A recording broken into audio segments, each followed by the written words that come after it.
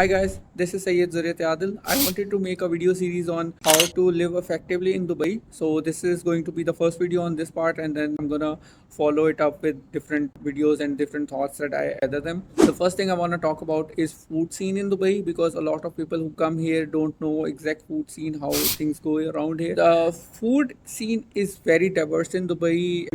Basically all of the nationalities live here. So it's not hard to basically, if you want Chinese, if you want any kind of food, you name it, they have it. So Dubai has all types of restaurant. Anything you want, you can actually get here. But the thing is how expensive you want it. So the first thing is, there are some high-end restaurants that can cost you like 1,000 dirhams for a single meal. So there are some restaurants that are really good, and you can go there and can enjoy a food for 1,000 dirhams. But keep in mind, 1,000 dirhams is also a salary for one person as well in here in Dubai, in the same Dubai. So how do these guys live? So the answer is, there are restaurants that can give you the same food, not the same food, but yeah, close to the same food for about 30 dirhams or 20 dirhams as well. So you have to figure out your bracket. Some people who can afford the 1,000 dirhams food should go for it, but some people who are on budget, they should go for the other foods as well. High-end restaurant would cost you that much. The restaurants that are usually in malls, for example, if Ibn Battuta Mall, or there is Dubai Mall, and there are other malls, a Mall of Emirates and stuff, they would cost you around 100 dirhams for a single food. The roadside restaurants that you see, or inside street restaurants, they are really cheap, and they do have really good quality food as well. So you can have that. Starbucks here costs around 22 dirhams, but at the same time, the kadak chai costs around 1 dirham to 2 dirham. So yeah, that is also available, and that is also good.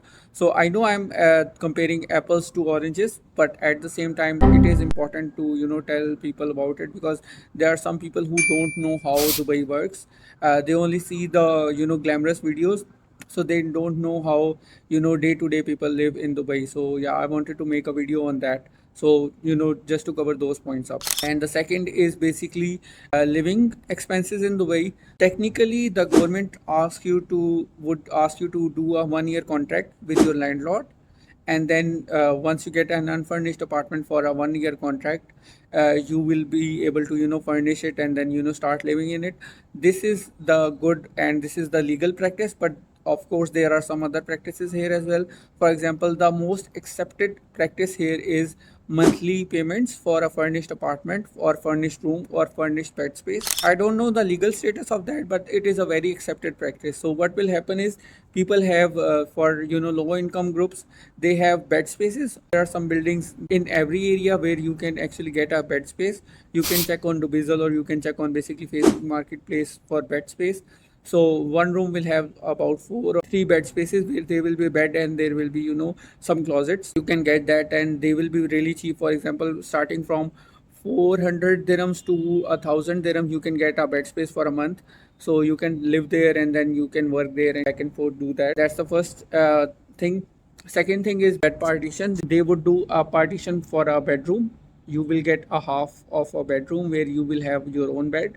You will have your own cupboard and stuff like that. This will be a furnished room, and you will come there and start living there. Good thing about those partitions and bed spaces is that you don't have to worry about diva or other electrical expenses or anything. You just live there, and you pay a wholesome amount, and then you go on with your life. Whereas if you start living in for example, if you find a landlord and then you do a contract with them, what will happen is, the first thing that you'll need to do is either one check, 4 checks, or 6 checks. So checks is basically, if you have a bank account, you have to provide them with your bank statement, so they will verify you qualify for checks or not, because the housing is very expensive here. Once they have verified that, the second thing they are going to do, they are going to cut the expenses from that, and you have to pay 5% to the company that is doing the whole process for you. And after that, what you are going to do is, you are going to furnish that apartment, and then what you are going to do is, you are going to install diva there, and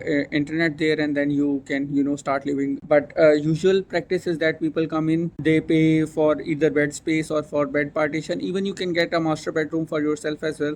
So you get a master bedroom, you also get a attached kitchen where there that you can use with the other people that are living there. You will be sharing that with them, and sometimes you share a bathroom with them, or sometimes it's divided between different people. So yeah, these are accepted practices that go on in here. Want to live here for longer term, I think you should go with a contract.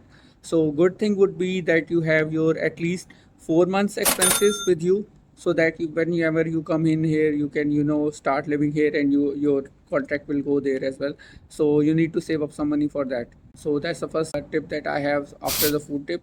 So yep, I think this is all for today. I'll be making more videos around it, and I will be making my refining my content as well. This is just a go on video that I made for you guys. Okay, take care.